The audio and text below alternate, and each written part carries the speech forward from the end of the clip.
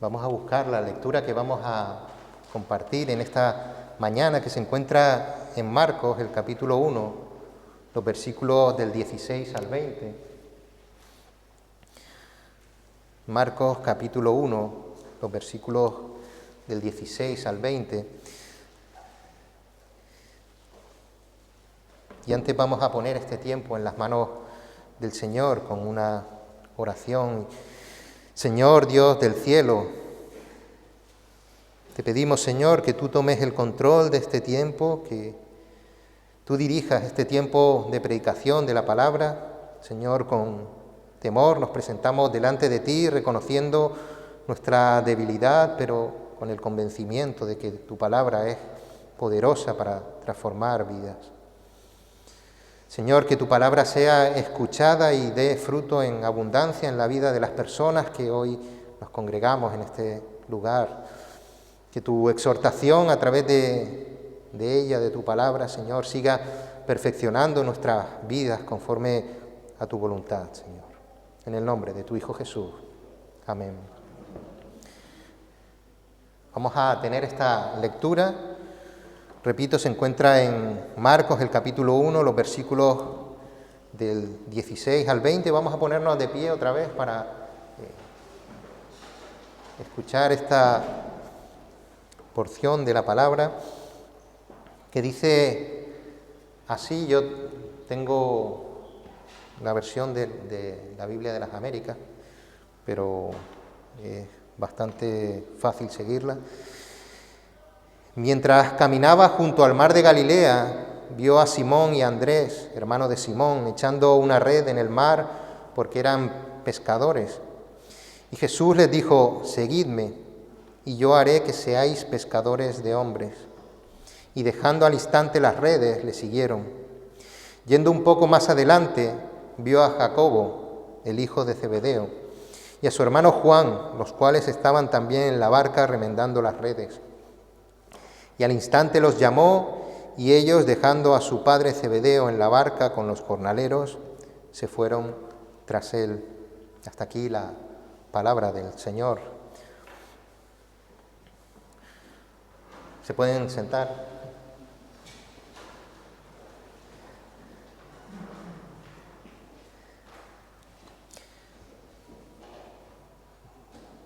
¿Por qué estás aquí esta mañana? ¿A qué has venido? ¿Qué has venido a hacer aquí? ¿Te has preguntado alguna vez por qué vienes los domingos? Guárdense estas preguntas para el final. Estamos viendo el Evangelio de Marcos, un evangelio que es muy intencional. Está ordenado de tal forma que nos muestra claramente quién es Jesús y lo que Él vino a hacer e hizo en este mundo. Hemos visto los primeros versículos de este capítulo 1, y en estos primeros versículos Marcos nos ha presentado a Jesús como el Hijo de Dios, como Dios mismo. Nos ha mostrado su autoridad sobre el pecado, sobre Satanás, cuando Jesús fue tentado en el desierto, y nos ha dado un indicio de su obra sustitutoria en la cruz, identificándose con los pecadores mediante el bautismo.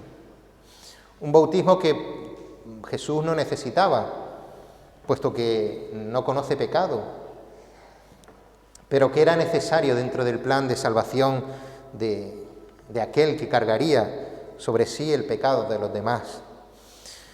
Un bautismo necesario también porque en ese bautismo se produce la manifestación de la completa sincronía de las tres personas de la Trinidad con respecto a dicho plan. Se pudo ver en ese bautismo la conformidad de las tres personas en ese plan de salvación. Los versículos que preceden al pasaje que estudiamos hoy nos mostraban el principio del ministerio de Jesús. En los versículos 14 y 15 Jesús comenzaba a hablar, Jesús comenzaba a explicar, Jesús comenzaba a predicar acerca de la llegada del reino de Dios y presentaba las condiciones necesarias para pertenecer a dicho reino. Como decía en los versículos 14 y 15, Jesús nos muestra la necesidad de un arrepentimiento real, que veíamos en la anterior predicación que dependía única y exclusivamente de Dios, que era un arrepentimiento definitivo y que era un arrepentimiento que reconoce nuestra condición de pecadores y que finalmente sigue a Cristo.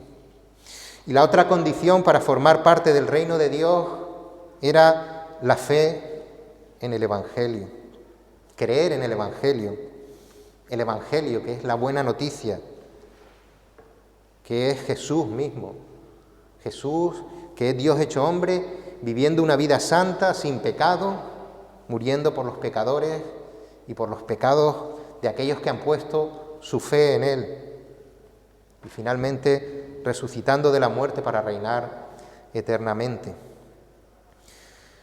Acudimos a dos pasajes. El primero se encuentra en Hechos, el capítulo 11, los versículos 17 y 18, y los voy a proyectar.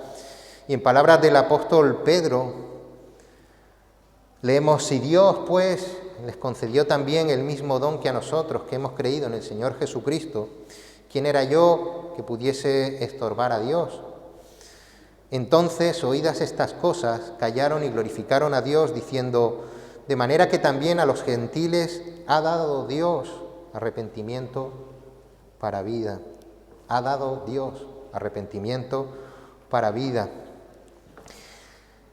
El segundo está en Efesios, el capítulo 2, el versículo 8, que ya leíamos anteriormente en la lectura devocional.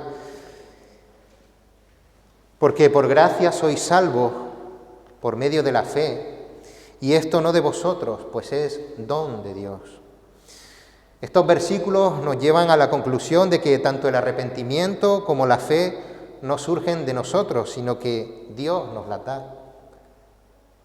Nos quedamos entonces con una duda: si Dios es quien da tanto el arrepentimiento como la fe, ¿cómo podemos pertenecer al reino de Dios?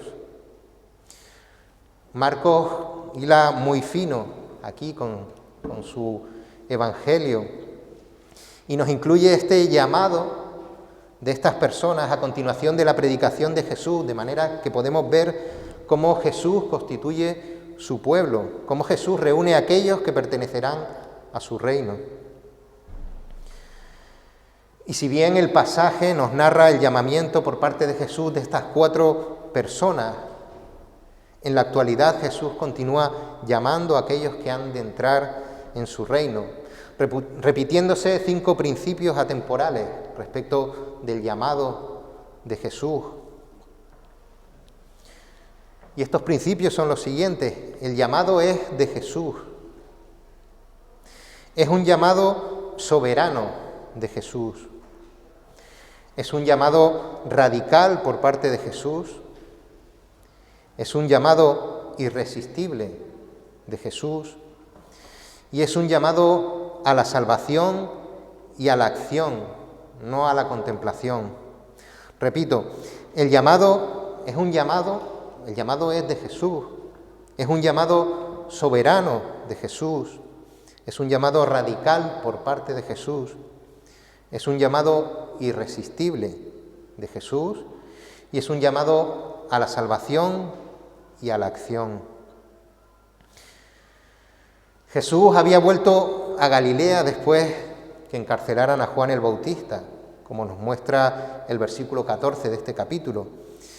Y en aquella región, en la región de Galilea, es donde Jesús desarrollaría el 90% de su ministerio.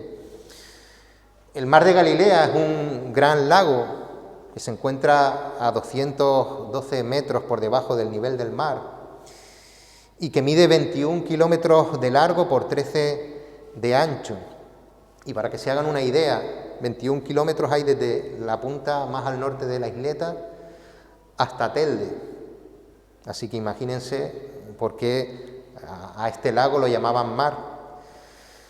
También lo han llamado mar de Cineret o Genesaret, que es una variante Cineret, es una variante de la palabra hebrea Quinor, que significa arpa o lira. Y es que ese lago visto desde el cielo, desde arriba, pues tiene esa forma, tiene forma de lira. Y también lo han llamado Mar de Tiberíades, por la ciudad de Tiberias, que se encontraba situada en la orilla occidental del lago. Así que cuando escuchen Mar de Galilea, o de Genesaret, o de Tiberíades, que sepan que se está hablando del mismo lugar. El caso es que este lago era un verdadero motor económico de la zona. Muchos pueblos dedicados a la pesca se repartían alrededor de sus orillas, y la pesca era un negocio bastante importante del que se obtenían buenas ganancias. La agricultura y la ganadería también dependían de este Mar de Galilea, así que el Mar de Galilea pues reunía a todas las personas de la zona del lugar, y era un punto neurálgico de la economía de la época. Jesús ya había tratado antes con Andrés y con Simón, su hermano, dos de los protagonistas de este texto, y con Juan también había tratado anteriormente. Según leemos en Juan, el capítulo 1, los versículos del 35 al 42, Andrés era un discípulo de Juan el Bautista y estaba presente cuando Juan señaló a Jesús y les dijo a los que estaban allí, en Juan 1:36, «He aquí el Cordero de Dios». Y en los versículos 40 al 42 de ese capítulo, Andrés, después de pasar el día con Jesús, llamó a su hermano Simón Pedro, que también fue a ver al Señor. Por tanto, Jesús no pasaba por allí de casualidad. Jesús, intencionalmente, leemos en el versículo 16, mientras caminaba junto al mar de Galilea, vio a Simón y a Andrés, hermanos de Simón, echando una red en el mar porque eran pescadores. Y fijémonos en el detalle, que a pesar de que estos dos hombres conocían a Jesús, es Jesús quien vio a Simón y a Andrés. Pero también en el versículo 19, yendo un poco más adelante, vio a Jacobo, el hijo de Zebedeo, y a su hermano Juan, los cuales estaban también en la barca remendando las redes. Fue Jesús quien vio a Jacobo y a Juan. Y es que el pecado del ser humano nos impide ver a Dios, es Dios quien nos ve a nosotros. Y cuando digo ver no me refiero a ver con los ojos, me refiero a considerar a alguien. Es Jesús quien considera a Simón y a Andrés, es Jesús quien considera a Jacobo y a Juan, y es Jesús el que se acerca y los llama. Es Jesús el que se acerca y nos llama. Y muchas veces olvidamos esta realidad, este privilegio tan grande de que el Rey de Reyes, el más importante de todos los tiempos y de todo el universo, nos llama de forma personal a cada uno de nosotros. Y es que si no fuera así, ni siquiera lo consideraríamos, no le veríamos. Jesús, a través de la palabra, de la Biblia, mediante su lectura, mediante su estudio, a través de las predicaciones, por medio de comentarios que nos expliquen correctamente la palabra, sigue llamando. Y anótense esto porque es importante. No nos llama ningún pastor, anciano o predicador, no nos llama ninguna denominación, no nos llama ningún seminario, concierto, retiro, charla o actividad social. No nos llama nuestra propia conciencia ni la búsqueda de la justicia social. Nos llama Jesús. Ahora bien, ¿por qué llamó Jesús a estas personas? ¿Por qué las llamó? Y si alguien es capaz de decirme la razón de por qué llamó Jesús a estas 4 personas específicamente, les regalo una chocolatina al final del culto. Y les advierto que el anterior culto no respondió nadie, así que hay chocolatinas todavía.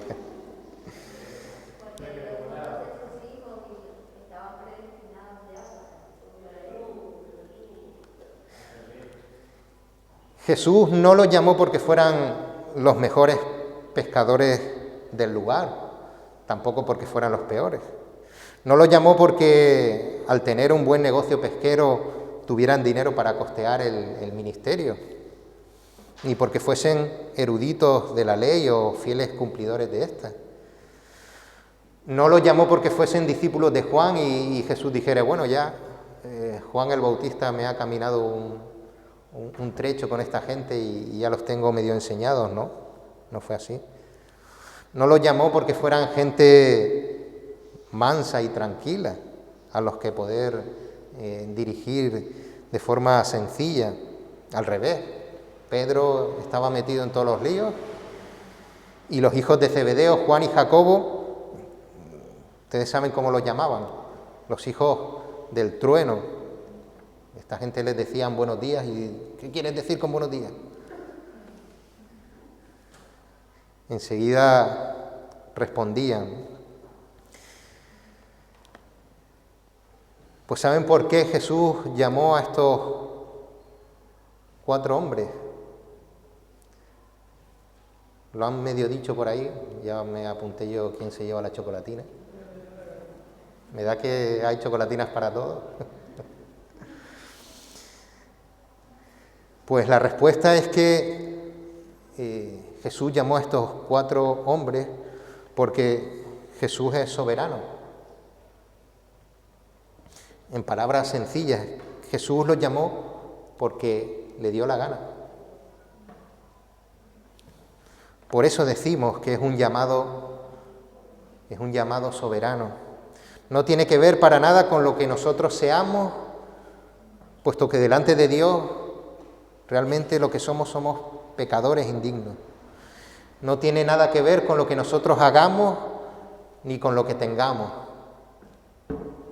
Leíamos en Efesios 2, 8 y 9, por gracia somos salvos por medio de la fe, y esto no de nosotros, sino que es don de Dios, no por obras, para que nadie se gloríe. Por gracia somos salvos. Estos 4 hombres eran 4 pescadores, pero eran 4 pecadores, como lo eres tú, como lo soy yo, como lo somos todos. Indignos de acompañar a Jesús, ni siquiera desde la distancia, ni siquiera somos dignos de desatar el calzado. Pues con todo eso, no solamente nos llama incomprensiblemente por su gracia, sino que incluso Dios muestra su amor para con nosotros en que, siendo aún pecadores, Cristo murió por nosotros, aun siendo pecadores nosotros. Romanos 5:8. ¿Y cómo es este llamado? Versículo 17, y Jesús les dijo, seguidme y yo haré que seáis pescadores de hombres. En la versión Reina Valera dice, venid en pos de mí. Es una orden, está escrito en imperativo. Jesús no dijo, ¿queréis venir conmigo? No dijo, ¿queréis acompañarme? No, Jesús dio una orden. Y Jesús es diferente a los rabinos, a los maestros judíos de la época. Los rabinos pertenecían a distintas escuelas de pensamiento dentro del propio judaísmo. Los alumnos elegían la escuela a la que querían asistir, elegían rabino, y estos enseñaban a sus alumnos para que siguieran pues, las tradiciones, los ritos y las corrientes de pensamiento de sus respectivas escuelas. Jesús, en cambio, adopta una posición preeminente. Es Jesús el que los elige a ellos y les manda seguirle a Él, no a una doctrina, no a una escuela de pensamiento. El Sermón del Monte es una revelación con respecto a esto. Muchas de las enseñanzas de Jesús comienzan con la frase, oísteis que fue dicho. Oísteis que fue dicho, no cometerás adulterio. Oísteis que fue dicho, no perjurarás. Oísteis que fue dicho, el que repudia a la mujer. Oísteis que fue dicho, ojo por ojo y diente por diente. Y a continuación Jesús decía, pero yo os Oísteis que fue dicho, pero yo os digo. Jesús tiene una autoridad superior a cualquier fariseo, escriba o maestro de la ley. Jesús tiene la autoridad de Dios. Y las implicaciones de esta orden eran radicales e inconfundibles. Abandonarlo todo, profesiones, familia, hogar, respaldo económico y seguir a Jesús. Esa fue la realidad de ese llamado a estas 4 personas. Ellos disponían de un negocio muy próspero, la pesca les daba para vivir bien. Incluso ellos disponían de jornaleros que trabajaban para ellos y tenían pues su casa donde vivir. Y ahora nos parece impensable abandonar todas esas responsabilidades por una responsabilidad mayor, tal y como lo hicieron estos discípulos. Posteriormente, en Marcos 8:34, Jesús es claro con los discípulos que le estaban siguiendo, después de que su fama se extendiese por toda la región. Marcos 8:34 es claro, es un claro mensaje para aquellos que quieren seguir a Jesús. Si alguno quiere venir en pos de mí, niéguese a sí mismo, tome su cruz y sígame. Si alguno quiere venir en pos de mí, niéguese a sí mismo y tome su cruz y sígame. Este es el llamado radical que también nos hace a nosotros: venid en pos de mí. Y para ello hemos de negarnos a nosotros mismos, renunciar a nuestras comodidades, a nuestros planes personales, a nuestros propios intereses, a nuestro orgullo, a nuestros complejos y a otros amos que ocupan el lugar de Dios y tomar nuestra cruz. Y en el primer culto cantábamos la canción de Cristo mi cruz he tomado, y también en este pues cantábamos esta afirmación: si alguno quiere venir en pos de mí, niéguese a sí mismo, tome su cruz cada día y sígame. Y cuando Marcos escribió esto, los lectores entendían perfectamente lo que significaba coger su cruz. Nosotros hemos olvidado el verdadero significado. Ahora muchas veces pensamos que coger nuestra cruz es coger los problemas de nuestra vida, los sufrimientos, los negocios, los hijos malcriados, los familiares pesados, los hermanos que nos cuestan digerir, los hermanos también en la fe que nos cuestan digerir. Y aprovechar que vamos detrás de Jesús, a ver si podemos ponerle esos problemas a la espalda y a ver si Él me los soluciona. Pero ese no es el verdadero significado de tomar la cruz. El verdadero significado tenía que ver con lo que sentía realmente alguien que estaba en la cárcel esperando ser crucificado. Mientras estaba entre rejas, mantenía la esperanza de quizá algo podría cambiar y se podría liberar de la muerte o de la prisión. Pero cuando los soldados se presentaban con la cruz en la puerta de la celda, el condenado sabía que no le quedaba otra cosa que cargar con esa cruz e ir a morir. El presentarse con la cruz allí era el saber definitivamente que ya esa persona iba a morir. La cruz significaba y significa morir al yo. Significa que nuestras prioridades ya no son nuestras prioridades, sino las de Dios.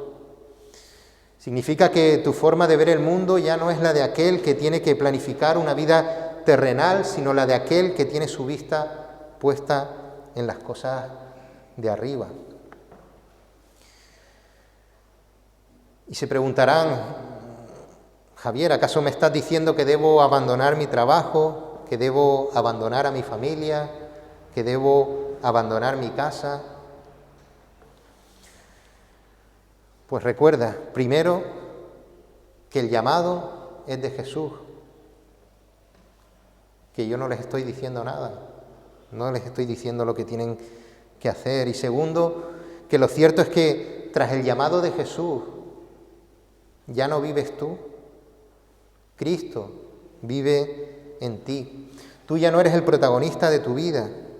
Las prioridades de tu vida ya no son tener cada vez un mejor empleo o un mejor sueldo, una mejor casa, ser cada día más querido por los demás.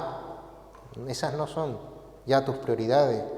Las prioridades de tu vida ya no son formar la familia perfecta o la búsqueda de tu estabilidad mental y emocional. La búsqueda de esas prioridades te hacen poner a Dios en un segundo lugar. Por tanto, para responder a esas preguntas sobre tu vida, has de orar y estudiar la palabra de Dios, y Dios te concederá el discernimiento para saber cómo obedecerle a Él y conocer a qué debes renunciar para seguirle. Y sí, conocemos a personas con magníficos empleos que tenían su vida resuelta y que lo dejaron todo por predicar el Evangelio, por seguir a Jesús y predicar el Evangelio. Vemos entonces que ante el llamado radical de Jesús, la respuesta también es radical. Versículo 18, y dejando al instante las redes, le siguieron. En la Reina Valera dice dejando luego, y quizá estas palabras en castellano nos den una visión equivocada de cuál fue la respuesta de estas personas. En el original la palabra es inmediatamente. Ellos escucharon la llamada de Jesús e inmediatamente le siguieron. No fueron a guardar sus barcas, no fueron a guardar las redes, no fueron a cerrar la puerta de la casa o a despedirse de sus familias. Los hijos de Zebedeo, Juan y Jacobo, dejaron al padre en la barca con todo el lío y se fueron tras Jesús. No es posible tampoco planificar cuándo nos llama Jesús. Si fuera posible, entonces el llamado de Jesús ya no sería soberano. Y les cuento que cuando yo era más joven, me trajeron a la iglesia y empecé a conocer de la palabra de Dios. Y yo, en mi mente, ya tenía un plan hecho de cómo iba a ser mi vida. Acabaré la carrera,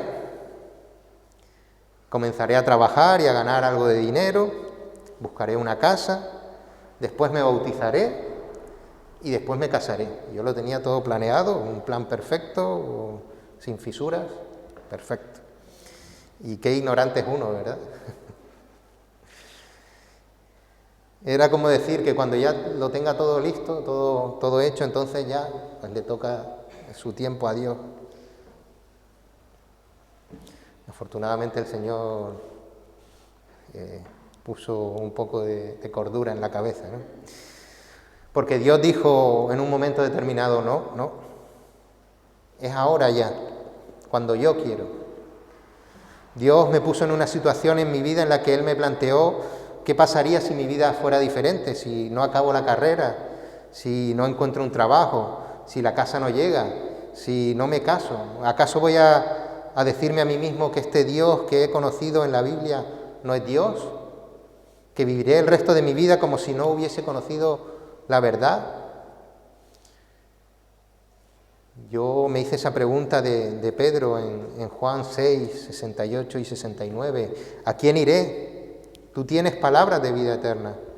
Y nosotros hemos creído y conocemos que tú eres el Cristo, el Hijo del Dios viviente. Cuando Dios te llama de verdad, su llamado es irresistible. Pasó con estos 4 discípulos. Pasó también con Mateo, llamado Leví, que era cobrador de impuestos, y cuando Jesús lo llamó, dejó el dinero sobre la mesa y le siguió. Y lo leemos en Marcos, en el capítulo 2, el versículo 14, que nos dice, y al pasar vio a Leví, hijo de Alfeo, sentado al banco de los tributos públicos, y le dijo, sígueme, y levantándose le siguió. Pasó con Pablo, que le apareció Jesús en el camino y dejó su labor de perseguir a la iglesia y le siguió. Y estoy seguro de que le ha pasado a muchos hermanos que están hoy aquí, que ante el llamado de Jesús han seguido a Cristo sin ponerle condiciones. Y Jesús continúa llamando a través de su palabra. ¿Verdaderamente crees que Jesús es Dios que murió en la cruz por tus pecados? Jesús te está llamando a que le sigas.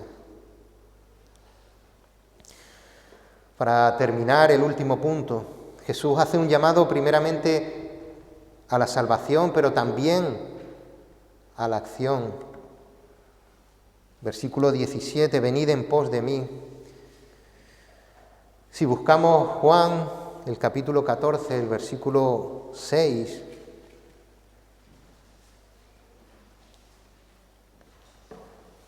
podemos leer, Jesús le dijo, yo soy el camino y la verdad y la vida. Nadie viene al Padre sino por mí. Seguir a Jesús nos lleva a conocer a Jesús. Él es el camino, la verdad y la vida. Y conocer a Jesús supone también conocer al Padre. En Juan, el capítulo 17, el versículo 3, podemos leer, y esta es la vida eterna, que te conozcan a ti, el único Dios verdadero, y a Jesucristo, a quien has enviado. Todos los que hemos sido llamados por Cristo, hemos sido salvados por Cristo. Romanos 8, los versículos del 29 al 30, nos dice, porque a los que antes conoció, también los predestinó para que fuesen hechos conforme a la imagen de su Hijo, para que Él sea el primogénito entre muchos hermanos. Y a los que predestinó, a estos también llamó, y a los que llamó, a estos también justificó, y a los que justificó, a estos también glorificó. Por tanto, cuando Dios nos llama, nos salva. Pero como decimos, también es un llamado a la acción. Versículo 17, y Jesús les dijo, seguidme y yo haré que seáis pescadores de hombres. Y a veces pensamos equivocadamente que Jesús llama a los que están desocupados, a los que no tienen nada que hacer, a los que tienen tiempo libre para que se dediquen de forma activa a su obra. Pero si repasamos las historias de aquellos que fueron llamados, veremos que eran personas con sus ocupaciones cotidianas, que consideraron a Dios por delante del resto de los aspectos de sus vidas. En el caso de Andrés, Simón, Jacobo y Juan, ellos eran pescadores de peces. Y Jesús utiliza el símil de los pescadores de hombres para que entendiesen la importancia de la labor que iban a desempeñar a partir de ahora. Y ellos comprendieron el progreso que se producía en sus vidas. Iban a pasar de un empleo próspero, honrado, sacrificado, pero agradecido. Iban a pasar de ese empleo al más maravilloso de los empleos que un hombre pueda tener. Jesús les iba a hacer pescadores de hombres. Y como los pescadores de peces que lanzan sus redes con intención sobre los bancos de peces, pero sin saber cuáles o cuántos pescarán, así se acercarán los discípulos de Cristo a las personas que les rodeen. Podríamos decir que la palabra de Dios es la red que atrapa a aquellos que Dios añadirá a su iglesia. No es el pescador el que atrapa al pez con sus manos, sino la red la que los agarra. Y una red con agujeros es una red que no pesca. Una palabra alterada es una palabra ineficaz. Por eso los pescadores están continuamente remendando las redes a fin de preservar su integridad. Dios nos ha hecho también a nosotros pescadores de hombres. No nos ha hecho cantantes cristianos, no nos ha hecho músicos cristianos, no nos ha hecho youtubers cristianos. Nuestra vida con Cristo no puede limitarse a venir los domingos a ver qué es lo que pasa aquí en la iglesia. No puede limitarse a sentirnos bendecidos con los cultos. Tampoco nos ha hecho Dios simples estudiantes de la palabra. Ustedes se imaginan a un pescador que se dedica solo a remendar las redes, que tiene sus redes perfectas, sin fisuras, las cuerdas fuertes, pero que no sale a pescar.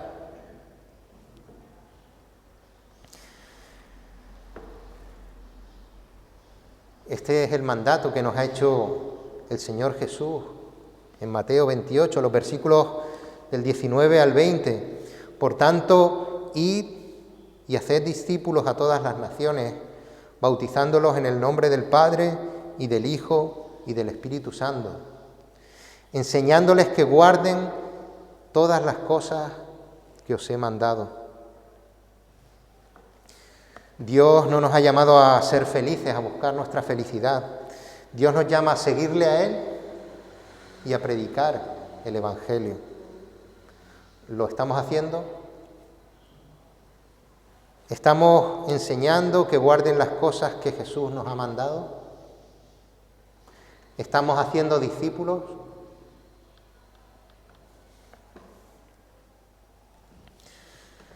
Quizá todavía decimos, es que yo no estoy suficientemente preparado para hablar de la palabra y es que mi vida aún no es lo suficientemente estable como para comprometerme en la obra de Dios. ¿Todavía nos estamos repitiendo esto? Si no participamos activamente en cumplir la comisión que Cristo nos encarga en Mateo 28, no nos engañemos, no hemos sido llamados.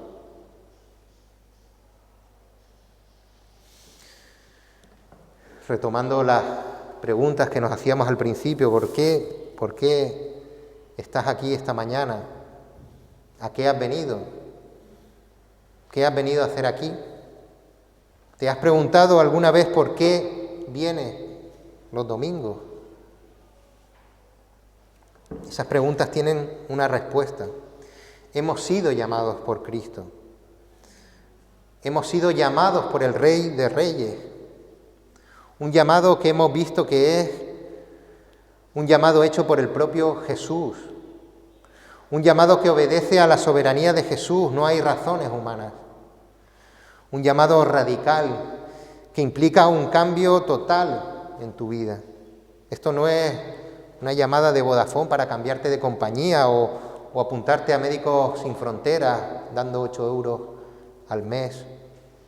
Es un llamado radical. Es un llamado irresistible y esto significa que si te estás resistiendo es que no has sido llamado. Y es un llamado a la salvación, pero también es un llamado a la acción. Un llamado que nos compromete directamente con Cristo, no con venir a la iglesia solamente o participar o pertenecer a algún ministerio. Todo lo que hagamos en nuestra vida, todo es un compromiso con Cristo. Y si tenemos que madrugar para asistir al culto, lo hacemos por Cristo. Y si tenemos que dedicar tiempo al estudio de la palabra, lo hacemos por Cristo. Si oramos, lo hacemos por Cristo. Si cantamos, por Cristo lo hacemos. Si trabajamos, lo hacemos por Cristo. Si predicamos su palabra, lo hacemos por Cristo. No porque los ancianos nos den su aprobación y digan, ¡ay, qué bien lo está haciendo! No porque los hermanos nos admiren, no porque la gente nos lo agradezca, no porque se vea nuestra labor delante de los demás, no porque nos guste salir aquí, cantar o hablar. Nuestro compromiso es con Cristo. ¿Has recibido este llamado de Cristo personal, soberano, radical e irresistible? Si le estás siguiendo, si es el Señor de tu vida, entonces has sido salvado por Cristo. Y entonces te aseguro que estás ocupado en la obra de pescar hombres, la obra de hablar la palabra de Dios a los demás, la obra de hablar del Evangelio, la obra de llamar a los demás al arrepentimiento y a creer en la buena noticia de la venida de Cristo para salvarnos por medio de la cruz. Y si no es así, no has sido llamado. No existen los cristianos contemplativos, los cristianos que solo reciben predicaciones, vídeos, charlas y que no usan sus dones, los dones, no sus dones, los dones o el don, aunque sea uno, que Dios le ha dado. Pero Jesús sigue llamando. Jesús sigue llamando a que le sigan. Jesús continúa añadiendo discípulos suyos a su iglesia. ¿Estás escuchando ese llamado? Si es así, no te vayas corriendo al final del culto. Acércate a Miguel, a Luis, acércate a mí, acércate a cualquier hermano con el que tengas confianza y dile: estoy oyendo el llamado de Jesús. Queremos comenzar contigo el trabajo de discipulado. ¿A quién iremos? No nos queda otro lugar que estar siguiendo a Cristo. Oremos. Señor y Padre, Dios Todopoderoso, desde tu palabra nos llamas a cada uno de nosotros a seguir a tu Hijo Jesús. Señor, llegaste a nuestras vidas con la intención de cambiarnos y así lo estás haciendo. Quitaste un corazón de piedra y lo transformaste en un corazón de carne. No sabemos los motivos, se escapan a nuestro entendimiento porque somos incapaces de comprender el porqué de tu gracia derramada en nosotros. Sabemos que sigues transformando nuestras vidas y deseamos poner los dones que tú nos has prestado a tu servicio para contribuir a la edificación de tu iglesia. Sabemos, Señor, de la realidad de almas que se pierden por nuestra falta de compromiso con el trabajo que tú nos has encargado. Sabemos que la única forma de pescar hombres es predicar tu evangelio, llamándolos al arrepentimiento y a la fe en que tu Hijo Jesús es el sacrificio suficiente para reconciliarnos contigo. Realimenta, Señor, ese primer amor para que recordemos que la prioridad de nuestras vidas eres tú y no nuestro bienestar. Gracias, Señor, por llamarnos y atraernos hasta ti para conocerte. En el nombre de tu Hijo Jesús. Amén. Vamos a terminar este culto con un cántico en el que exaltamos el nombre de nuestro Señor, que ha de estar por encima de todas las cosas, que ha de tener la prioridad en nuestras vidas.